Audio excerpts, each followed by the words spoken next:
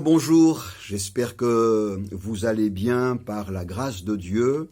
J'ai une grande joie à vous retrouver ce matin encore, ce vendredi matin, pour notre partage biblique.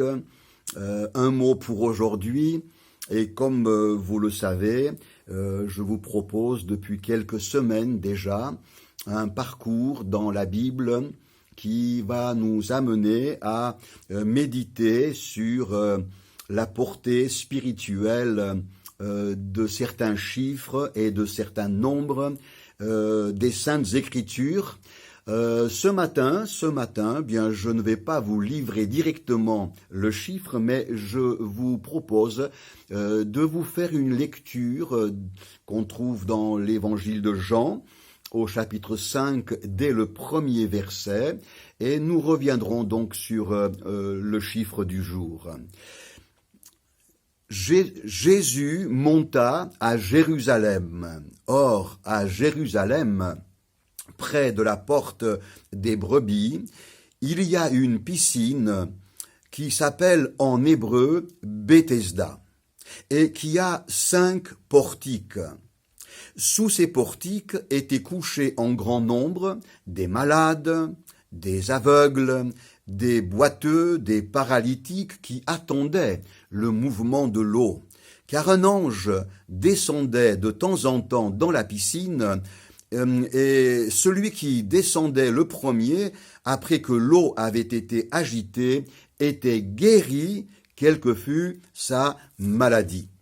Là se trouvait un homme malade depuis 38 ans. Jésus, l'ayant vu couché et sachant qu'il était déjà malade depuis longtemps, lui dit « Veux-tu être guéri ?»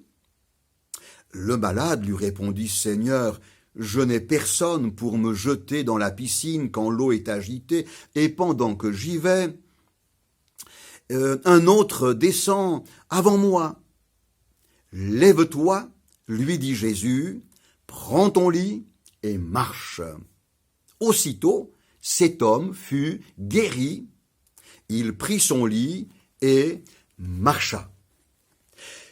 C'est donc cette histoire de l'évangile de Jean qui va m'amener à considérer un chiffre. Il nous est parlé d'un lieu très particulier, Bethesda, un lieu où il y avait donc une piscine, et l'Évangile précise que cet édifice était composé de 5 portiques.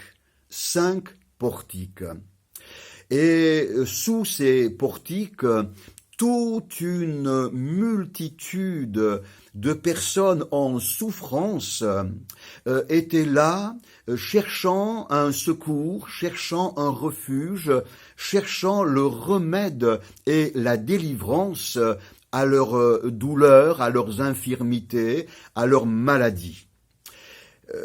Le chiffre 5 se retrouve dans le nombre des portiques qui composent cette piscine de Bethesda. Or, Bethesda est un mot hébreu qui se compose de 2 vocables. Et cela nous donne la traduction suivante: la maison de la miséricorde. La maison de la miséricorde. Je ferai donc une relation entre ce chiffre 5 et la notion de la miséricorde de Dieu envers chacun d'entre nous. La miséricorde, c'est un mot qui provient de l'association latine de 2 termes, miseris et corde. Miseris, la misère, et corde, le cœur. On peut donc dire que la miséricorde, c'est la faculté de laisser son cœur être touché par la misère des autres. C'est exactement le message que la Bible nous annonce s'agissant de Dieu. Oui, frères et sœurs, chers amis, le cœur de Dieu est touché par la misère, les larmes, les souffrances, les situations accablantes dans lesquelles les uns les autres pourraient se trouver. J'aimerais vous parler ce matin de la miséricorde de Dieu et de sa compassion. La miséricorde de Dieu ne fait pas de Dieu quelqu'un de faible et qui va agir avec une sentimentalité, je dirais, diluée. Le Dieu de la Bible, c'est le Créateur, c'est le Dieu tout-puissant, c'est le Dieu parfaitement saint, c'est le Dieu juste, mais la Bible ajoute « Dieu est amour ». Et la miséricorde de Dieu se manifeste dans les dimensions infinies de son amour. Dans ce lieu, Jésus vient à Bethesda, son regard parcourt cette multitude d'âmes gémissantes et il s'approche de l'un d'entre eux, un homme malade depuis 38 ans, et il lui adresse cette parole « Veux-tu être guéri ?» Cet homme répond « Ah, je n'ai personne pour m'aider à me jeter dans la piscine lorsque l'eau est agitée par l'ange. Je n'ai personne. » Alors Jésus va droit au but et il lui proclame une parole de guérison, de miracle et de délivrance. Oui, parce que la parole de Dieu véhicule une puissance de guérison, une puissance de miracle et de vie. Jésus lui dit « Lève-toi, prends ton lit et marche ». Et l'Évangile nous dit « Aussitôt, cet homme fut guéri, il se leva et prit son lit ». La miséricorde de Dieu vient de s'exprimer de façon éclatante en libérant un homme d'une infirmité vieille de 38 ans. À travers ce témoignage de l'Évangile, c'est la bonne nouvelle que Dieu souhaite adresser à ton cœur, ami qui écoute ce message, car sa miséricorde n'a pas faibli. Aujourd'hui comme hier, elle veut s'exprimer en te portant secours. Si nous lisions le psaume 136, ce que je vous invite à faire, nous remarquerions qu'à 26 reprises, il est dit « Sa miséricorde dure à toujours ».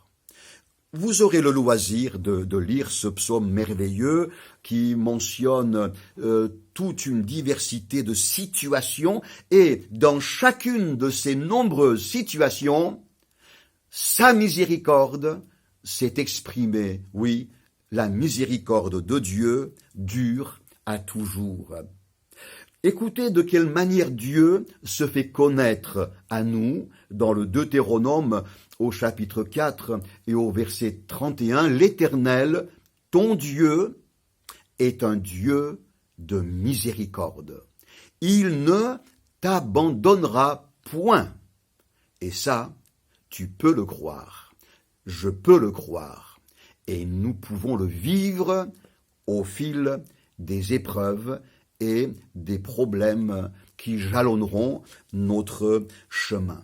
Alors pour terminer, je voudrais simplement répondre à une question. Mais alors, comment obtenir la miséricorde de Dieu? Ce message touche mon cœur, pasteur, et j'ai tellement besoin de sa miséricorde, de son aide, de son secours. Comment m'y prendre? Comment m'y prendre? La Bible nous donne un moyen très simple, à la portée de chaque être humain, de l'enfant comme du vieillard, de l'homme comme de la femme, du riche comme du pauvre, quelle que soit la culture, quel que soit l'arrière-plan historique. Voici comment obtenir sa merveilleuse miséricorde. L'Épître aux Hébreux, au chapitre 4 et au verset 16, nous révèle la clé pour obtenir la miséricorde de Dieu. Approchons-nous donc avec assurance du trône de la grâce pour obtenir miséricorde et pour trouver grâce, pour être secourus dans tous nos besoins. Hébreux 4, verset 16. Comment pourrais-tu, mon frère, ma sœur, obtenir miséricorde aux pieds de ton Seigneur? Tout simplement en t'approchant de lui par une prière sincère, pleine de foi. Viens au trône de Dieu. Ce trône se nomme le trône de la grâce. Et de ce trône de grâce, Dieu manifestera pour ton bonheur sa miséricorde. Il étendra sa main bénissante sur ta vie, ta santé, un problème familial, une situation difficile, et il sortira ton âme de toutes sortes de craintes et d'anxiété pour te conduire sur un chemin de bénédiction. Souvenons-nous, le chiffre 5 nous proclame ce message. La miséricorde de Dieu dure à toujours. Que Dieu vous bénisse. À bientôt.